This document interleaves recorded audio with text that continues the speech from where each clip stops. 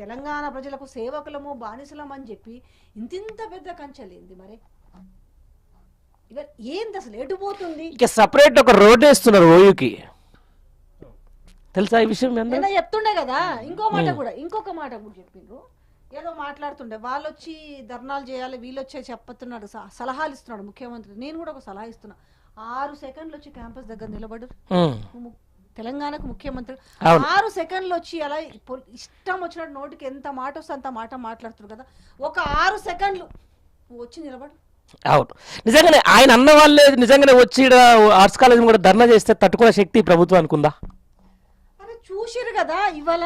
అప్పుడంటే ఉమ్మడి ఆంధ్రప్రదేశ్ ఉంది కాబట్టి సరే తెలంగాణ ప్రజల గురించి తెలంగాణ బిడ్డల గురించి తెలవలేదనుకుందాం. ఇవాళ కనీసం నీకు ఉద్యమం మీద ప్రేమ ఉన్నా లేకపోయినా, తెలంగాణ మీద ప్రేమ ఉన్నా లేకపోయినా, తెలంగాణలో ప్రజలు ఎట్లుంటారు, తెలంగాణలో స్టూడెంట్స్ ఎట్లుంటారు, తెలంగాణ బిడ్డలు ఎంత పౌరుషంతో ఉంటారు, దాని లెక్క కూడా చేయరు, ప్రాణాలు కూడా లెక్క చేయరు అనేసి క్యాంపస్ లో ఉద్యమం చూడలేదా? అవును అవును, ఆనాడు బాష్పగులాలు ప్రయోగిస్తుంటే దానికి కూడా తట్టుకోలేదు కదా. తట్టుకొని నిలబడ్డాం. గేట్లు తీసి పడేసి విసురుతుంటే వాటిని కూడా భయపడలేదు, అంటే తట్టుకోలేదు మీన్స్ అని అంటే తీసిన వాటిని కూడా లెక్క చేయలేదు కదా. గేట్ల నెత్తి అవతల పడేసి ఎంతెంత మంది పోలీసులు అయ్యాలా, ఎంతెంత మంది ఇది చేసిరు. అదే ఎంతమంది అదే చెప్పిన ఆ టైంలో పోయినప్పుడు కనీసం అటో ఇటో తెలంగాణ పోలీసులు అరే మన బిడ్డలు అని చెప్పేసి అప్పుడు ఇవాళ అట్లా లేదు. కొంచెము అంటే మనకు ఒక యూనిటీ ఉంటది. అప్పుడు కూడా ఈ రోజు నాకు ఇది చూస్తుంటే రంజిత్ ఏమనిపిస్తుంది అంటే సేమ్ అప్పుడు కూడా మేము మెయిన్ స్ట్రీమ్ మీడియాలో సాక్షి లాంటి వాళ్ళను అందరం ఒక యూనిటీగా అనుకునే వాళ్ళం క్యాంపస్ లో. సేమ్ నాకు ఇవ్వాలి ఈ మెసేజ్లు ఇవన్నీ చూస్తుంటే నాకు మళ్ళీ అదే గుర్తుకొస్తుంది. కానీ ఇంకా ఏమి జరగదు, అంతా నేను అనగదొక్కుతానని రాష్ట్ర ముఖ్యమంత్రి అనుకోవడం అంత దౌర్భాగ్యం ఇంకొకటైతే ఉండదనేది చెప్పదలుచుకున్నాం అంతే. కాకపోతే మళ్ళీ రిపీట్ కాకూడదు ఇట్లా. అంటే మహిళా జర్నలిస్టులు పోతారు, రేపు ఇంకోరు పోతారు, ఇంకా అట్లానే పొర్లిచి కొడతారా? ఏం చేసారు వీళ్ళు? మహిళా జర్నలిస్టులు అంటే మహిళా పోలీసులు ఉండరా? అదే పొర్లిచి కొడతారు కదా. అంతే కదా. నిన్న హైలైట్ ఏంటంటే అసలు ఎల్లన్న పదం వాడుతుందంటే మహిళా పోలీసులే. నిన్న ఇట్లా డైరెక్ట్ ఏం చూపిస్తుంది ఆమె, నీ నీ నీ నీ అంత చూస్తా అని. ఏమన్నా అంత చూస్తా, నేనేమన్నా సంఘ విద్రోహ శక్తినా, నేనేమన్నా అదా మళ్ళీ నేను ఎందుకన్నాడు అక్కడ ఉన్నట్టు ఏసీపీ మహా తెలియకలోడు. నువ్వు జర్నలిస్ట్ అని నాకు తెలుసు, బట్ నువ్వు ఐడి కార్డు వేసుకోలేదు కదా. అదొక లాస్ట్ ఏంటంటే ఐడి కార్డు అంట.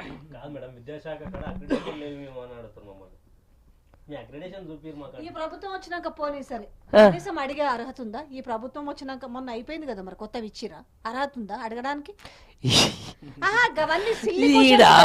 పెద్ద పెద్ద సమస్యలకే దిక్కు దివాన్ లేదు. అట్లంట లేరు. అక్కడ సమస్య ఉంది అన్నప్పుడు ప్రశ్నించడానికి నిజంగా చెప్పాలంటే ఒక జర్నలిస్టే కావాలా? ఈడనైతే మొన్న టిఎస్పిఎస్సి దగ్గర సారీ టు సే టీజీఎస్పిఎస్సి కొత్తగా మారింది, టిఎస్పిఎస్సి అని అలవాటైంది. ఆడంగా పోతుంది కూడా పాపం మామూలు పోతుంటాడు, నీ ఫోన్ అనేసి. ఎవరు మీరు ఫోన్లు అడగనేక దేనికి అడుగుతారు? వాట్సాప్ లో చెక్ చేస్తారు మీరు. మామూలు ఎవరు ఎందుకు అడుగుతారు? ఎందుకు ఇవ్వాలా? రైతులను అరెస్ట్ చేసిరండి, లుంగి మీద పొడుకులు వేసుకోక హాస్టల్లో జాయిన్ చేసిపోదామని. ఎక్కడ పట్టుకోవాలి అక్కడ పట్టుకొని నేను ఇది చేస్తా అంటే ఏంది దౌర్భాగ్యం? ఏంది డైరెక్ట్ గా అవసరం అనుకుంటే నిన్ను ప్రైవేట్ పార్ట్స్ కూడా పట్టుకుంటామని చెప్తా అంటున్నారు సిఐ. ఇది ఎంత దూరం పోతుంది మరి. నాకు దారులు వాళ్ళు లుంగిలు కట్టుకొని పాపం పిల్లోడిని స్కూల్ వేసిపోతే బాగా చేస్తారా అంటే నేను సరిగ్గా పని చేసుకోవాలంటే నన్ను ఎక్కువ ఫస్ట్ అది గాంధీ. నేనేమంటున్నానంటే ఇందులో బాగానే ఉంది, ఎంతవరకు మంచిగా ఉందనంటే జర్నలిస్టులపై దాడుల్ని అనేది మంచిగా ఉంది. ఇంతవరకు నేను దీన్ని ఇది చేస్తాను పెట్టుకున్నారు. ఇప్పుడు ఏదైతే ఇప్పుడు ఉంది చూడు, ఇది తెలియకనా? ఇది తెలియదా అంటే ఈయన చెప్తాడా? తెలియదేమో, ఒకసారి గుర్తు చేసే ప్రయత్నం చేస్తున్నాడు. చెప్పండి, మీకు అనిపిస్తుందా? మీ ఆత్మసాక్షిగా మీ గుండె మీద చేసుకొని చెప్పు ఒకసారి. ఇది ఈయన చెప్తాడు ఇవాళ మళ్ళా సేమ్ ఉద్యమంలో నాడు వచ్చిన అక్రమ కేసులు చేసిరా జర్నలిస్టులు. అంటే మీకు వంత పాడి మీకు పాట పాడితే మీకు మీ వైపు బాజా భజంతులు మోగిస్తేనేమో మంచిగుంటుందా? ఎందుకని నేను ఇవాళ ఒక్కటేనండి, ఎందుకు మూగపోయింది? ఇంత గోస జరుగుతుంటే కూడా ఎందుకు యావత్ మీడియా అంతా కూడా ఎందుకు మూగపోయింది అసలు? ఇది కూడా మొత్తం దేని మీద పడ్డారు తెలుసా అండి? మొత్తం రాస్తారుకి 10 ఏళ్ల శిక్షణ, 5 ఏళ్ల శిక్షణ, ఇంకోటితోటి పోయిందా, ఇది వాటితోటి పోయిందా, ఇది వీనితో నాకు కూడా ఇంకేందంటే చూసి ఆవేదన ఎక్కువ వచ్చి బూతులు వస్తున్నాయి కానీ ఇప్పుడు కూడా అదే రన్ అవుతుంది చూడు. నిన్న వచ్చి వాళ్ళు మీడియాతో ఆమె రాజధానికి సంబంధించి ఎవరికి ఉపయోగము తెలంగాణ సమాజానికి కానీ లేకపోతే ఏ సమాజానికన్నా ఒక ఇద్దరి మధ్యలో ఇష్యూని తీసుకొచ్చి ఈ రోజు మీరు ఇంతగా నడిపిస్తున్నది. కనీసం దాంట్లో ఒక్క ఏ పేపర్ రాసింది అలా జర్నలిస్ట్ పై దాడి జరిగిన దానికి ఏ పేపర్ రాసింది మేడం? అది కూడా ఒక శాటిలైట్ జర్నలిస్ట్ కాబట్టి ఇంతమంది రెస్పాండ్ అయ్యారు, కొంతమంది డిబేట్లు పెట్టారు.